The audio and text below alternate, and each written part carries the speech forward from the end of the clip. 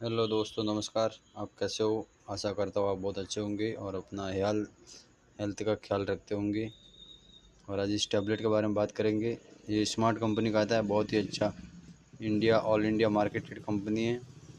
और इसमें आपको ये ऑरेंज फ्लावर मिलेगा और खांसी के लिए बहुत ही अच्छा काम करने वाली टैबलेट है। और हम आज की इसको खोल के बताएंगे आपको। एक नंबर टैबलेट है, ये वाला है।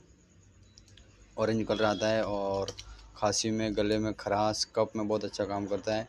और ओनली मात्रम 6 टैबलेट आएगा आपको, 30 रुपये का आएगा। बहुत ही अच्छा दवाई है, स्मार्ट कंपनी का। ऑरेंज, और गले में खराश है, कफ है, गले में दर्द है तो इसको सूसने का बहुत ही अच्छा दवाई है। और सर्दियों में बहुत अच्छा काम करेगी।